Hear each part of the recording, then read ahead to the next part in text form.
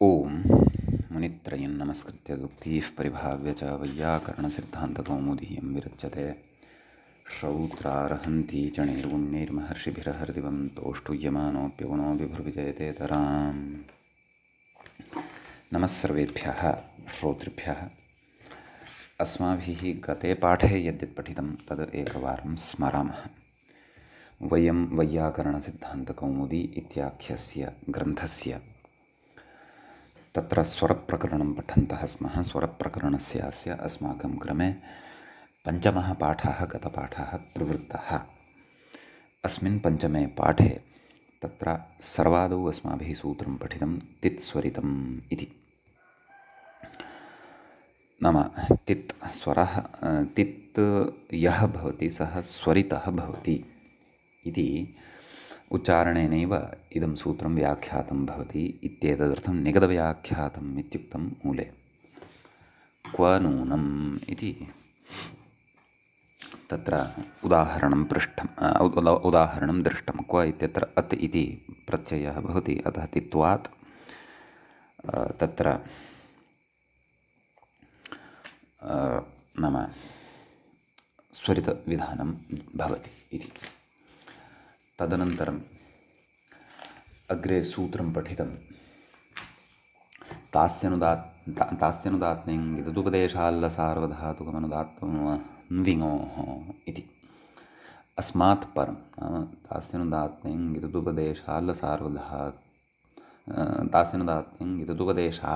परं लसार्वधातुकमनुदात्तं स्यात् इति। तत्र क्रमशः उदाहरणानि दृष्टानि। तासौ उदाहरणं कर्तारौ कर्तारः प्रत्ययस्वरस्य अयमपवादः भवति इति च तत्र उक्तम्। अनुदात्तेत् इत्यस्य उदाहरणं य आस्ते इति दृष्टं। ततः ङितः अभिचष्टे अनृतेभिः इति। ततः अदुपदेशात् पुरुभुजाचनस्य तं चित्स्वरोऽप्यनेन बाध्यते वर्धमानं स्वेदमे। तत्र चानश् भवति। तास्यादिभ्यः किम् अभिवृद्धेः गृणीतः उपदेशग्रहणान्नेह हतो वृत्राण्यार्या लग्रहणं किं कतीह पचमानाः सार्वधातुकं किं शिष्ये न्विङोः किं हनुते यदधीते। ततः वार्तिकमत्र पठितं विन्दीन्धिखिदिभ्यो नेति वक्तव्यम् इन्धे राजा।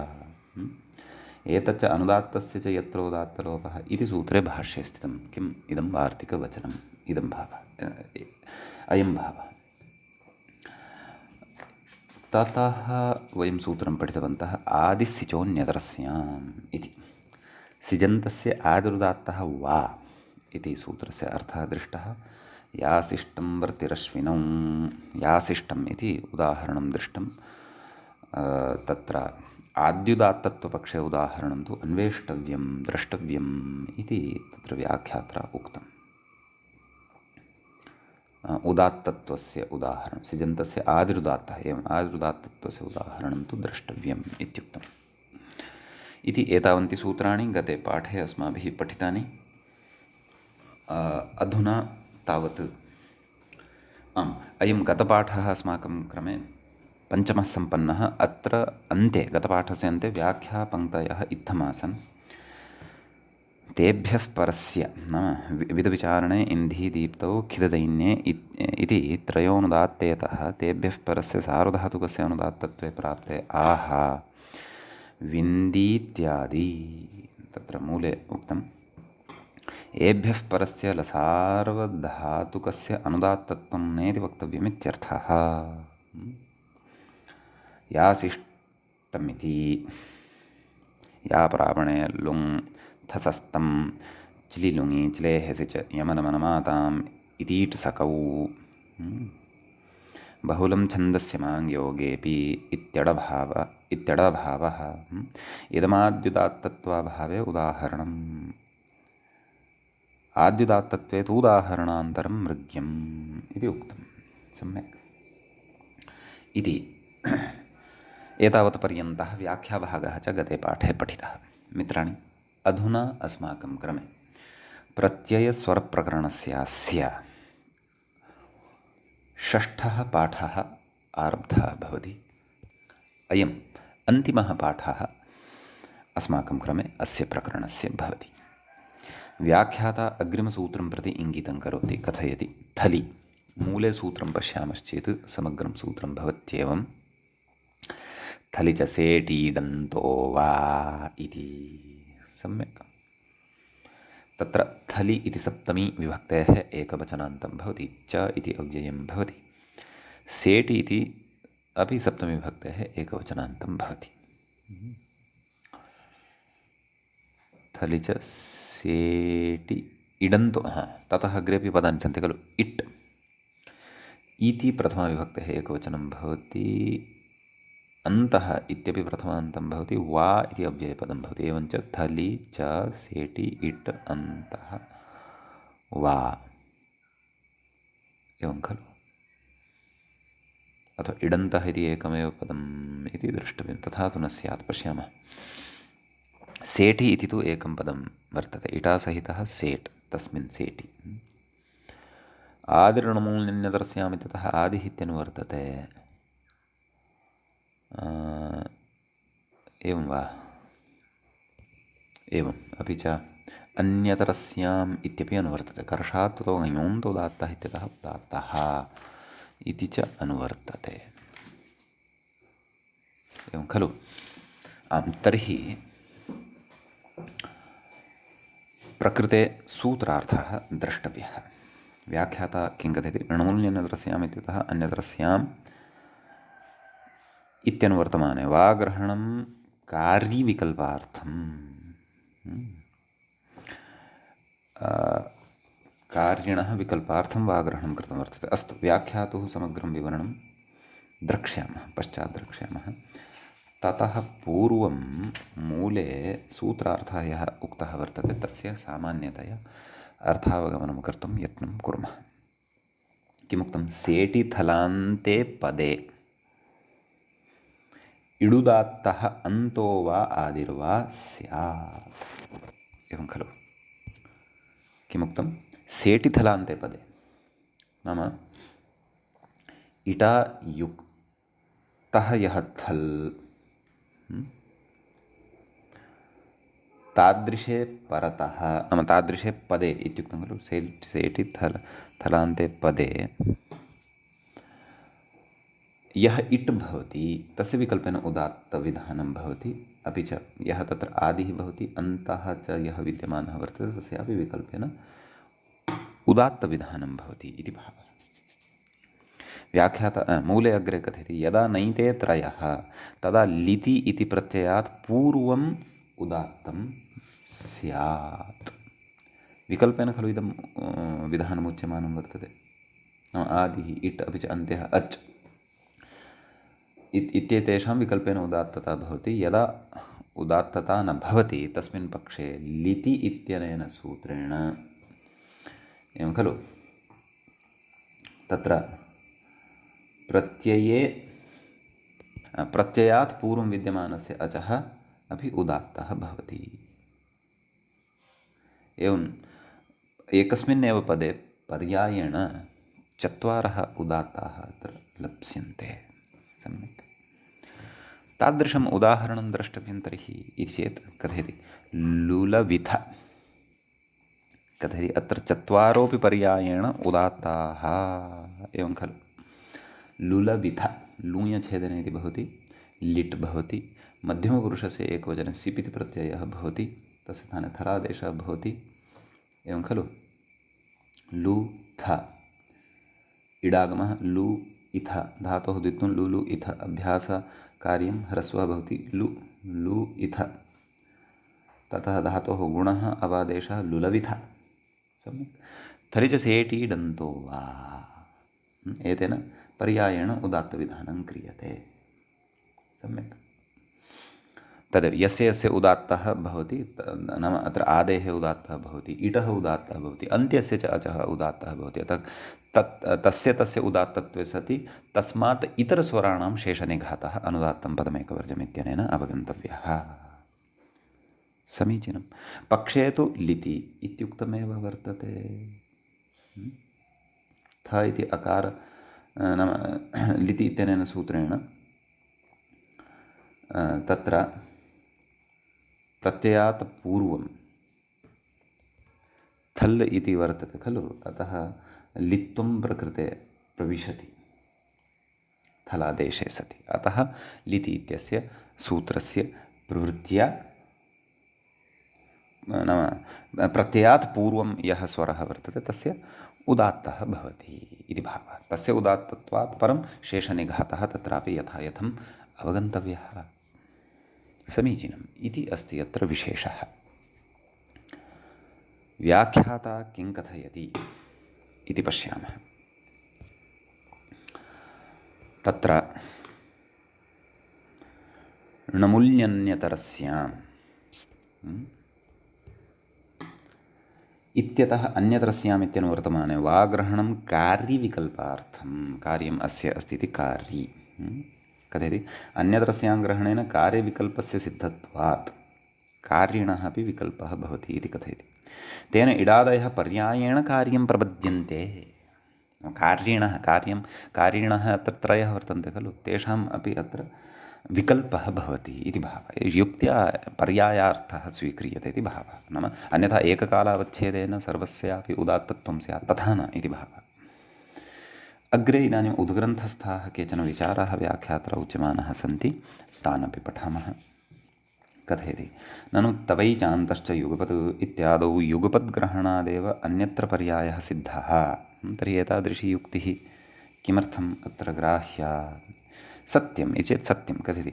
आदेः अपि प्राप्त्यर्थं वाग्रहणं, नाम तदर्थं वाग्रहणं स्वीकरोतु इति। अन्यथा श्रुतयोः इडन्तयोः एव कार्यत्वं विकल्प्येत, आद्यस्य न विकल्प्येत इति। परन्तु तद् अनुवृत्त्या अत्र न स्वीकृतं वर्तते खलु, आदिरणमुल्यन्यतरस्याम्, अतः तदपि द्रष्टव्यम्। अस्तु, नाम तेनैव सिद्धं चेत् तर्हि एतादृशं व्याख्यानं कुतः, अथवा एतादृशं व्याख्यानं चेत् तर्हि ततः आदेः इत्यस्य अनुवर्तनं न भवति इति सर्वं द्रष्टव्यम्। अस्तु, अग्रे कथयति सेटि इति किं? यद्यपि आदि इत्यस्य अनुवर्तनविषये व्याख्यात्रा न चर्चितं वर्तते। अस्तु, कथयति सेटि इति किं, कुतः उच्यते? यथा थलिस्वरः। सेटि इति किं? यथा इति उच्यते वा? न, थलि च सेडीदन्तो वा खलु। सेटि इति दलकृत्यविषये अग्रे चर्चां कुर्वन् अस्ति। यथा थलिस्वरः कथयति नन्विड्ग्रहणात् सेडेव थलः गृहीष्यते इति चेत् सत्यं। तर्हि थलग्रहणं कुतः? नैव, किम् इड्ग्रहणात् सेट् एव थल्, नाम यः थल् वर्तते सः सेड् एव गृहीष्यते। अतः सेटि इति पदनिवेशः कुतः इति विचारः। कथयति इड्ग्रहणं तु यदा इडागमः क्रियते तदा तस्य उदात्तार्थं स्यात्। यथा कर्तुः किंसरोपश्च इत्यत्र सः, ततश्च यथा लुलुविध इत्यादौ चतुर्णां पर्यायेण उदात्तविधाने यैथेत्यादौ चतुर्था भावेपि पर्यायेण उदात्तत्रयं भवति, एवम् इडभावेपि स्यादित्यर्थः। तन्मा भूते तदर्थं सेट् इति ग्रहणं कृतं वर्तते इति कथयति ग्रन्थकारः। अपि च अत्र ईषत् पाठः भ्रमाय वर्तते। यथा थलिस्वरः इति उक्तवान् खलु, तत्र लुप्तः वर्तते पाठः। कारित्वं विकल्प्येत इति उक्तं खलु, तदनन्तरं सेट् इति किं? तत्र अग्रे पाठः यथा थलिस्वरः इति पाठः नास्ति, पपाथ लित् स्वरः इति तत्र उच्यते। तथा चेत् नाम सङ्गतिः जायते, क्लेशो न भवति इति। सम्यक्।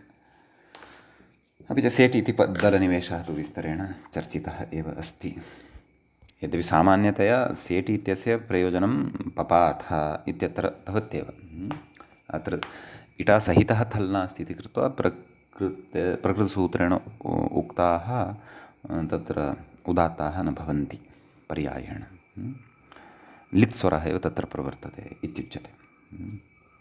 ततः अग्रे विशिष्टः विचारः कृतः वर्तते। नाम इडग्रहणात् सेडेव थल् गृहीष्यते, तर्हि तत्र सेट् ग्रहणमिति कुतः इति पुनरपि तत्र विस्तरेण विचारितं व्याख्यात्रः।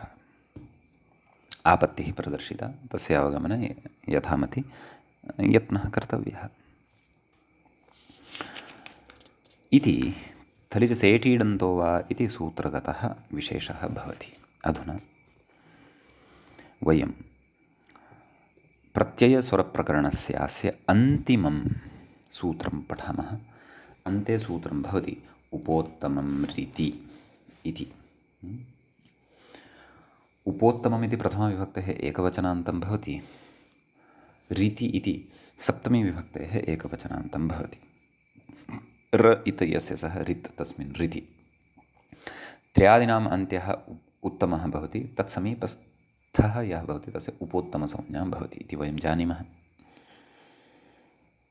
सः उपोत्तमपदवाच्यो भवति इति। कर्षात् ततो ह्योन्तोदात्तः इत्यतः उदात्तः इत्यनुवर्तते। सूत्रार्थः उच्यते मूले रित् प्रत्ययान्तस्य उपोत्तमम् अनुदात्तं स्यात् इत्यस्ति खलु। अतः रित् प्रत्ययान्तम् उदाहरणं प्रस्तूयते। यदा हवनीये कथयति बाहुलकात् अधिकरणे अनीयर् इति। आङ् उपसर्गपूर्वकात् हु धातोः अनीयर् इति प्रत्ययः। तद् कृत्यरुटो बहुलमित्यत्र बहुलग्रहणसामर्थ्यात् अधिकरणे भवति इति भावः इत्यस्ति। एवं खलु हुदानादनयोः। अतः आ हु अनीय धातोः गुणः अवादेशः आहवनीय। तर्हि ऋत् प्रत्ययः अनीयर् वर्तते। एवं किल अनीय। उपोत्तमः तत्र कः वर्तते? ईकारः वर्तते। तस्य प्रकृतसूत्रेण उदात्तता भवति, ततः शेषनिघातः भवति, ततः उदात्तादनुदात्तस्य स्वरितः इत्यनेन यकारात् परतः विद्यमानः यः एकारः तस्य स्वरितविधानं भवति इति भावः। एवं खलु। अग्रे कथयति प्रीणनार्थात् कर्मणि वा। नाम प्रीणनार्थकः यदि हु धातुः स्वीकृतः तस्मात् कर्मणि वा प्रकृते अनीयर् कथयितुं शक्यते। ततो गतिसमासे कृदुत्तरपदप्रकृतिस्वरः इति। नाम गतिसंज्ञकः कः अस्ति? अत्र आ इति अस्ति, एवं खलु। अतः गतिसमासे कृदुत्तरपदप्रकृतिस्वरः प्रकृते भवति इति कथयति व्याख्यातः। शेखरस्य एषा पङ्क्तिः भवति। ततो गतिसमासे कृदुत्तरपदप्रकृतिस्वरः। गतिसमासाश्रितस्वरविधानं तु कदाचित् अग्रे अस्माभिः पठ्येत। अचिरेण समासस्वरप्रकरणम् अत्र आरब्धं भविष्यति इति प्रत्ययस्वराः। मूले चाप्युक्तम् इति प्रत्ययस्वराः। एवञ्च मित्राणि प्रत्ययस्वरप्रकरणम् अस्माकं क्रमे अत्र उपसंहृतं भवति। अस्य षष्ठः च पाठः एषः सम्पन्नः भवति। अग्रिमं प्रकरणमादाय वयम् अग्रिमे पाठे उपस्थिताः भविष्यामः। मङ्गलं कुर्मः। अत्रैव अद्यतनः लघुः एषः पाठः उपसंह्रियते। मुनित्रयं नमस्कृत्य उक्तिः परिभाव्य च वैयाकरणसिद्धान्तकौमुदीयं विरच्यते। श्रौत्रार्हन्ति चणैर्गुण्ये महर्षिभिरहर्तिमं तोष्टुयमानोऽप्यगुणो विभुर्विजयते तराम्। नमः सर्वेभ्यः श्रोतृभ्यः मुहुः।